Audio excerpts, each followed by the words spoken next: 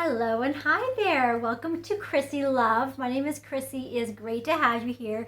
This is my fragrance review channel, and this is where I talk about perfumes because I love them, and this is my community and my outlet, and my boyfriend is sick of hearing about it, so here I am, loving and living through this channel.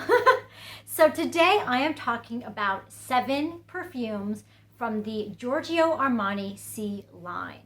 And I'm starting with the Eau de Parfum, which kicked everything off way back in 2013. I think I have all of them, all the flankers, but if I'm missing one, let me know, because it seems like there's just like an endless amount of them. But I try my best to grab as many as possible to do a really complete collection review. That's my goal. So yeah, thanks for being here. Thanks for liking and commenting and hopefully subscribing if you feel like this content is of value to you. I would be really honored if you did. So yeah, let's jump right in and start off with Armani's Giorgio Armani Si the Eau de Parfum.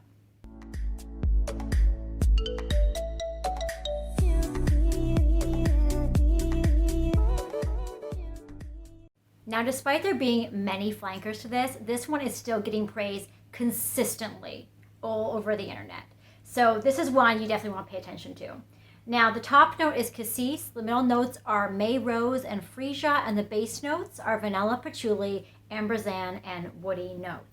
And when I first spray this on my skin, I get a very green vegetal rose. It's pretty pungent and it's definitely floral. And in the dry down, it has this really unique DNA. It's a little bit hard to describe, but is consistent throughout most of the perfumes. And it's green, but it's also sweet. And it kind of has like a chalkiness, but it's still floral. To me, it feels really casual, classy. So like a classy person on their day off wears this, or if you're going to brunch, this would be so appropriate. It's somewhat office friendly, but still really elevated in my opinion. It also has pretty decent performance. It lasts all day on my skin. It projects decently well. It's not like a total stunner, but it is really nice and work appropriate because of that. So this is like very pretty, and I think in its time, very unique. I haven't actually smelled any perfumes that have this similar DNA, and I haven't even smelled any dupes or anyone trying to recreate it. So it's really captured lightning in a bottle, it feels like, with this DNA that is just so uniquely Si. So that is Si the Eau de Parfum. Next I have Si the Eau de Toilette, which came out in 2015, so 2 years after the Eau de Parfum. And this one has a lot more notes, but spoiler alert, I don't like as much. So the top notes are blackcurrant, pear, mandarin orange, neroli, and bergamot. The middle notes are freesia, May Rose, strawberry, mango, jasmine, and osmanthus. And the base notes are vanilla, musk, patchouli, amber, and woody notes. And on my skin at first, this is very rosy, and it's a very bitter osmanthus. So it's got a natural scent to it, but it's a little bit harsh for my liking, a little bit on the nose. In the dry down, on my skin, it turns weirdly plastic. So I'd be curious if anyone else gets this phenomenon on them. But in general, it smells like a watery version of Eau de Parfum, which is fair game. You know, I'm used to a lot of perfumes now having their Eau de Toilettes or their intense versions smelling really different than the Eau de Parfum, but not in this case. This is really just like a truly watered down version of Eau de Parfum, in my opinion. It's not really as satisfying. It still has that unique DNA, but it just isn't quite fitting the bill for me. And the performance is so much worse, it's almost just not worth having. Not almost. It's not worth having for me. I'll be totally honest. Yeah, really poor performance. It fades away really quickly. So yeah, it's a little bit sad that this one wasn't kind of like a jolt, like something different, considering it was 2 years after the original. It could have been a real hit, something really special to come out.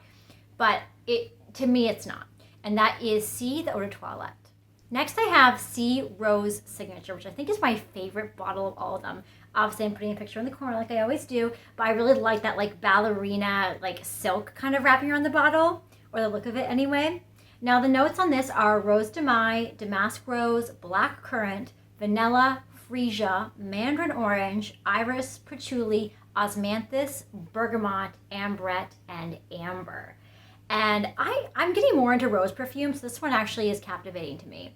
So when I first spray it, I get really realistic red rose petals. It's bright, it's clean, and you know, petals are different than like the whole rose plant. To me, petals are like a softer version. really fleshy like a rose versus having the greenness of the rest of the plant. And in the dry down, it's really just a very pretty rose over top of the regular eau de parfum DNA. It really blends pretty well together. It's a nice compliment, I think the rose is. It's just like the original is already pretty floral, but it's really a unique, like I said before, chalky floral. This makes it a little more fresh, I'd say even more elevated and sophisticated, because rose to me is just a ladylike perfume. I mean, not to say any man or anyone couldn't wear it, but to me, when I wear it, it makes me feel very ladylike. Performance-wise, it's not quite as good as the original, but it is pretty reasonable. It does last the day on me, but if I want to project, I'm going to have to really overspray.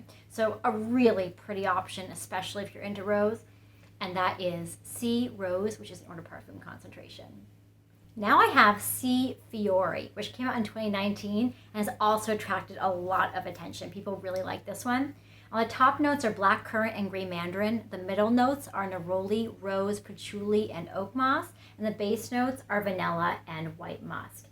And when I first spray this, honestly, I get Pepto-Bismol vibes. I don't really know how else to describe it.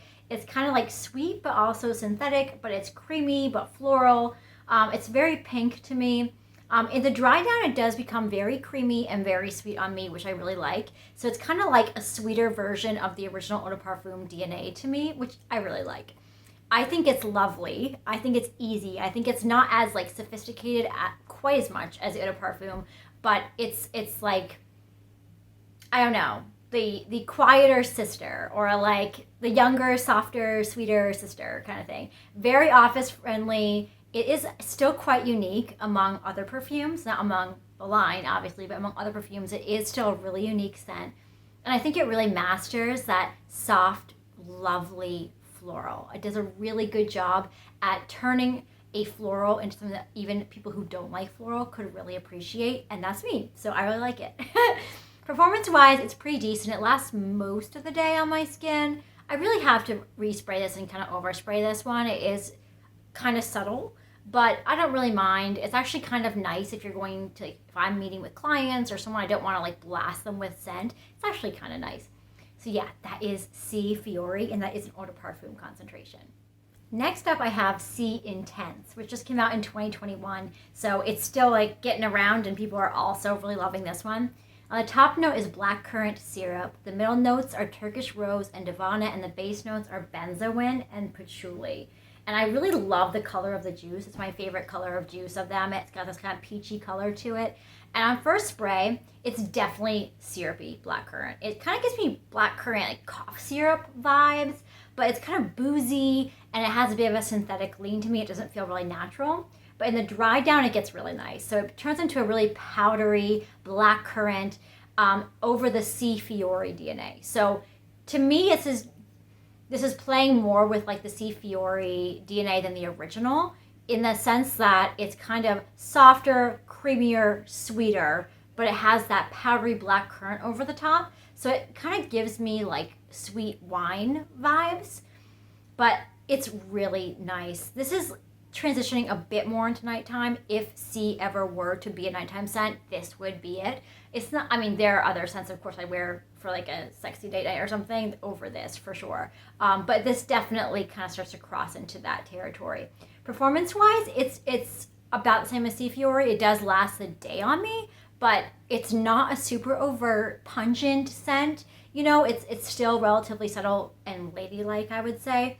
But I like that. I actually think that there's a time and place for that where it's very appropriate. So that black currant and that syrupiness, it is really nice to see layered over that Si Fiori DNA. I think it's lovely, and I'm absolutely going to keep wearing it. So that is Si Intense. I'm going to close out talking about Si Passione, both the eau de parfum and the intense version. And these are a departure. These are definitely very different than the other Cs.